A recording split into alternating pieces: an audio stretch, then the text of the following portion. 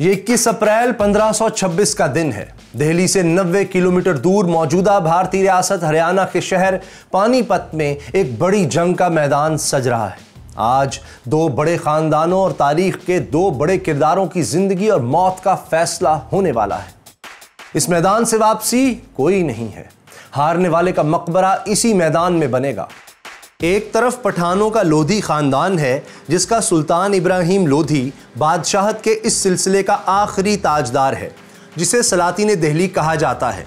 और दूसरी तरफ मुगलों का ज़हीरुद्दीन बाबर है, जो अमीर तैमूर की औलाद में से है और इसकी मां का शजरा नस्ब चंगेज खान से मिलता है। यानी मां और बाप दोनों तरफ से इसे जंगजू फितरत विरसे में मिली। वो कभी सेंट्रल एशिया के इलाकों फरगाना और समरकंद का हुक्मरान था, जो अब उज़्बेकिस्तान का हिस्सा है। लेकिन फिर बाबर के रिश्तेदारों ने इसे अपने इलाके से निकाल दिया तो वो काबुल फतह करके अफगानिस्तान का हुक्मरान बन गया।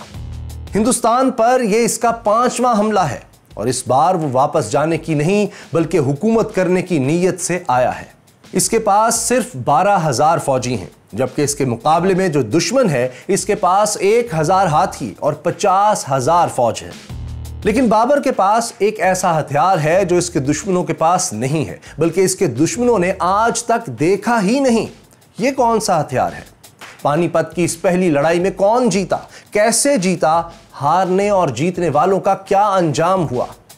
मैं हूं मोहम्मद उसामा गाजी और देखो सुनो जानो कि वो कौन था सीरीज में आज हम आपको हिंदुस्तान के पहले मुगल बादशाह ज़हीरुद्दीन बाबर की कहानी दिखा रहे हैं।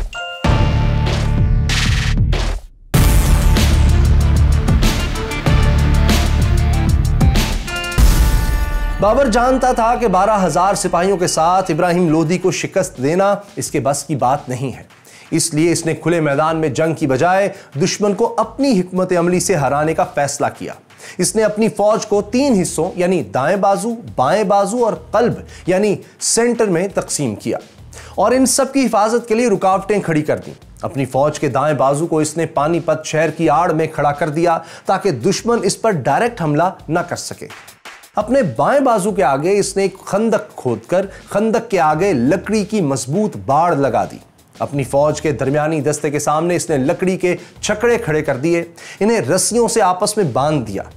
इन गाड़ियों के साथ इसने तीरंदाज और बंदूक बरदार तरतीब से खड़े कर दिए और इन तीरंदाजों और बंदूक बरदारों के पीछे इसने अपना सबसे बेहतरीन हथियार खड़ा कर दिया।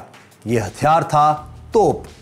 जी हां, ज़हीरुद्दीन बाबर के पास 12 तोपें थीं, जिन्हें इसने गाड़ियों की आड़ में खड़ा कर दिया ताकि कोई इन्हें निशाना ना बना सके, जबकि ये तोपें इस पोजीशन से भी दुश्मन पर गोले बरसा सकती थीं।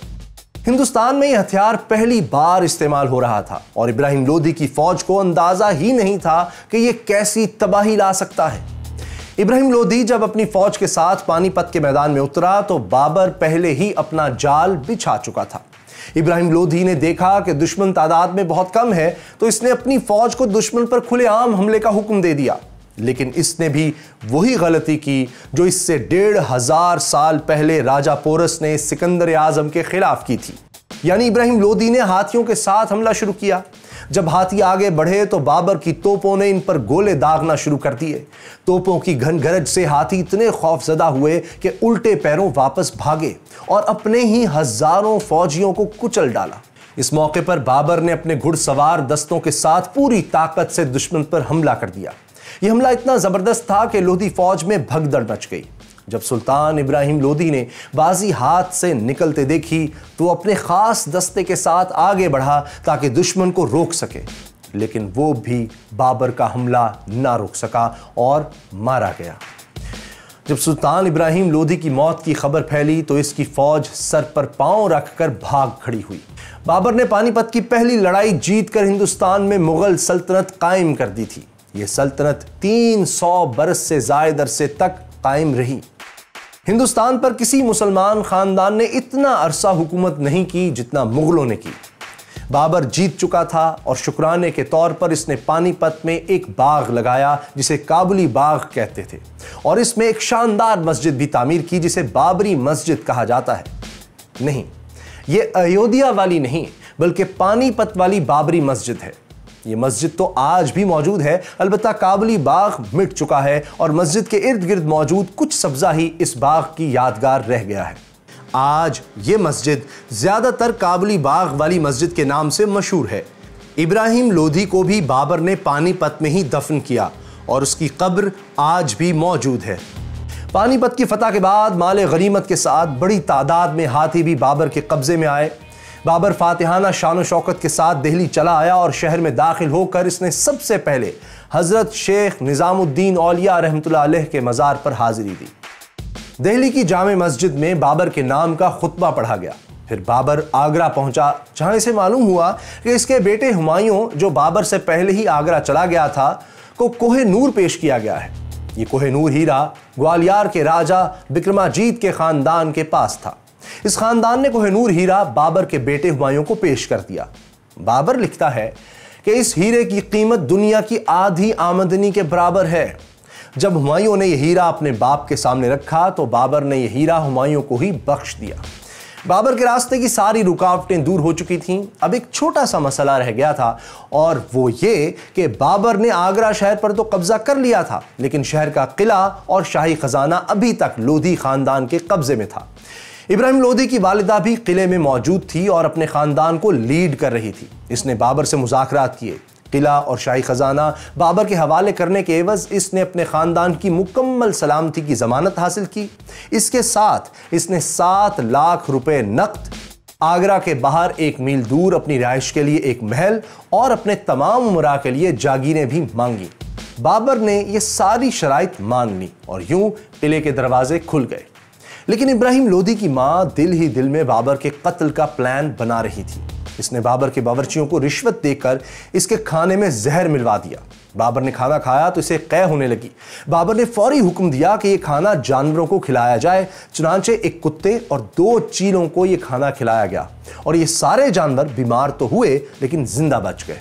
बाबर भी जिंदा बच निकला और जहर का असर खत्म करने के लिए मुख्तलिफ जड़ी बूटियां दूध के साथ इस्तेमाल करता रहा। तफ्तीश के बाद जहर देने की साजिश में मुलव्वस बावर्ची समेत 2 मर्दों और 2 औरतों को गिरफ्तार किया गया।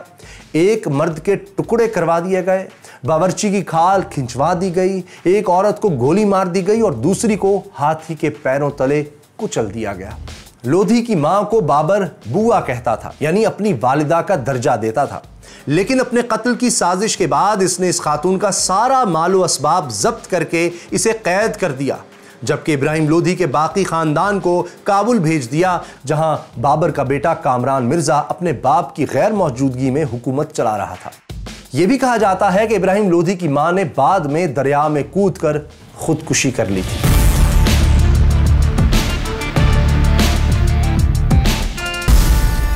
बहरहाल इन सब के बावजूद बाबर शहंशाह बन चुका था। ये वही बाबर था जिसे फरगाना से निकलने के बाद अपनी वालिदा के साथ दुश्मन से बचने के लिए गिनती के चंद वफादारों के साथ जंगलों में छुपना पड़ा था।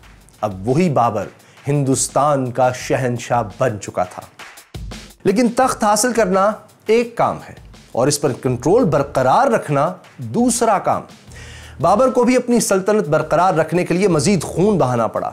हुआ यूं कि राजपूतों के इलाके मेवाड़ का राणा सांगा, जिसने खुद बाबर को हिंदुस्तान पर हमले की दावत दी थी, अब वो बाबर की हुकूमत तस्लीम नहीं कर रहा था।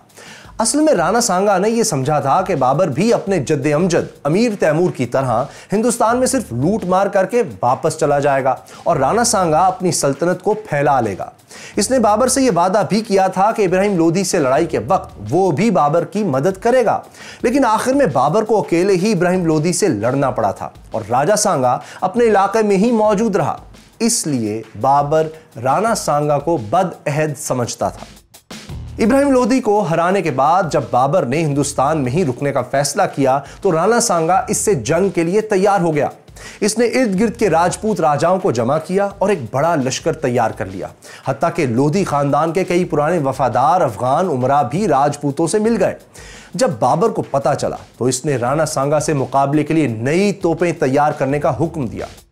बाबर के वफादार अली कुली ने एक तोप तैयार की जो 600 फीट तक गोला फेंक सकती थी। बाबर ने खुश होकर अली कुली को हीरों से जड़ा एक खंजर और शाही लिबास भी तोहफे में दिया। अब बाबर राजपूतों से मुकाबले के लिए निकला तो इसके पास 50 तोपें और एक जबरदस्त लश्कर मौजूद था।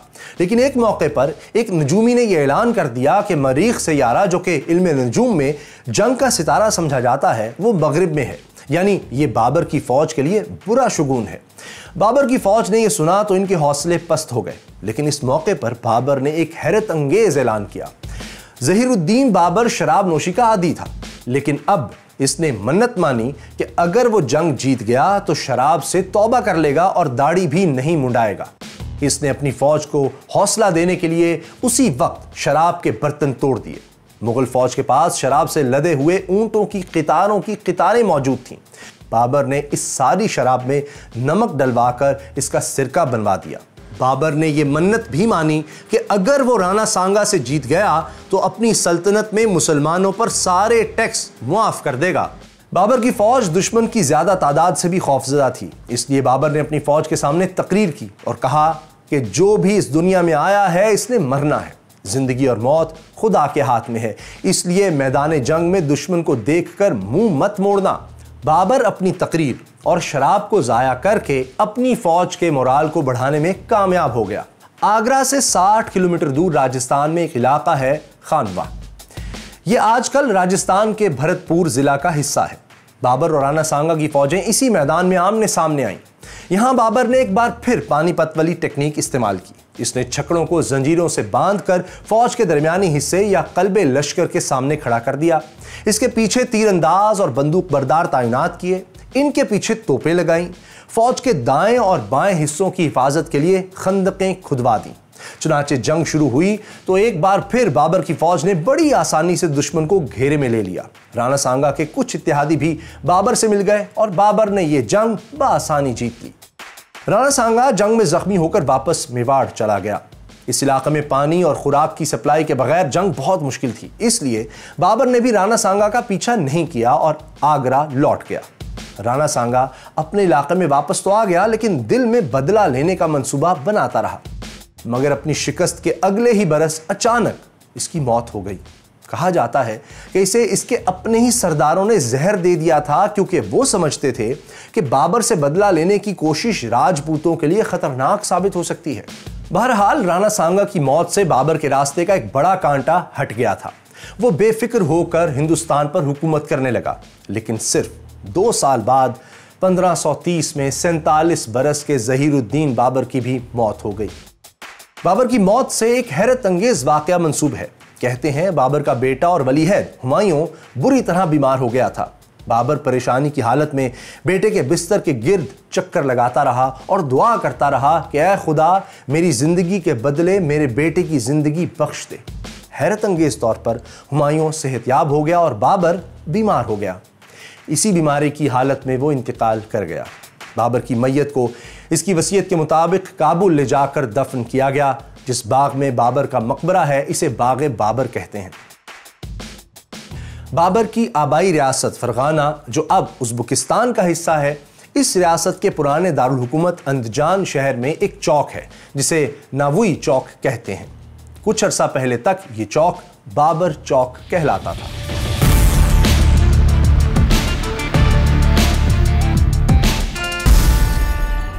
बाबर दूसरे फातिहीन की तरह जालिम था या रहमदिल, इस बारे में आज भी बहस जारी है। बाबर ने तुस्के बाबरी में तो एक वाकया लिखा है कि हिंदुस्तान पर हमले के दौरान कुछ लोगों ने लूटमार की और गरीबों के मवेशी छीन लिए, जिस पर बाबर ने लूटमार करने वालों को सख्त सजाएं दी और कुछ को सजाए मौत भी दी। लेकिन बाबर ने खुद ही एक और वाकया भी लिखा है कि हिंदुस्तान पर हमले के दौरान बहुत से अफगानी हमला आवर, जिन्हें इसकी फौज ने कैदी बना लिया था, बाबर के हुक्म पर इनके सर काटकर मीनार बनाए गए। ऐसे ही मीनार पानीपत की लड़ाई और राणा सांगा से लड़ाइयों के वक्त भी बनाए जाने की कहानियां मशहूर हैं। यही नहीं, बाबर के बारे में यह भी मशहूर है कि इसने सिखों के पहले गुरु बाबा नानक जी को जेल में कैद करके चक्की पीसने पर मजबूर किया था। गुजरांवाला के करीब एमनाबाद में गुरुद्वारा चक्की साहब इसी जगह पर कायम है जहां बाबा गुरु नानक जी को कैद किया गया था। बाबा गुरु नानक जी ने बाबर के बारे में लिखा है कि वो बहुत जालिम था, यहां तक कि इसके हमले के बाद मुसलमान भी इस मुश्किल घड़ी से निजात की दुआएं मांग रहे थे। ज़हीरुद्दीन बाबर अपनी आबाई सल्तनत फरगाना तो वापस नहीं ले सका, लेकिन अफगानिस्तान और हिंदुस्तान में इसने एक ऐसी सल्तनत ज़रूर कायम कर ली जिसने तारीख में मुगलिया सल्तनत के नाम से अपना सिक्का जमाया, जिसकी यादगारें पाकिस्तान और भारत में तारीखी किलों और मसाजिद की शक्ल में फैली हुई हैं। इनमें से एक अयोध्या की बाबरी मस्जिद भी थी, जिसे बाबर के सिपाहियों ने 1528 में तामीर किया था, जैसा कि इस वक्त और बहुत सी मसाजिद और किले भी तामीर किए गए थे। बाबर को भी शायद मालूम नहीं था कि यह जगह हिंदुओं के लिए मुकद्दस है। बाबर की मौत के 300 साल बाद तक भी किसी ने इस पर एतराज नहीं उठाया था, लेकिन फिर 19वीं सदी में एक हिंदू गिरोह ने दावा कर दिया कि बाबरी मस्जिद जिस जगह है वहां कभी राम मंदिर होता था और यहीं हिंदू देवता राम पैदा हुए थे। उन्होंने दावा किया कि बाबरी मस्जिद इसी मंदिर के मलबे पर बनाई गई है, इसलिए मस्जिद को गिराकर राम मंदिर तामीर किया जाए। मुसलमान इस दावे को मुस्तरद करते रहे।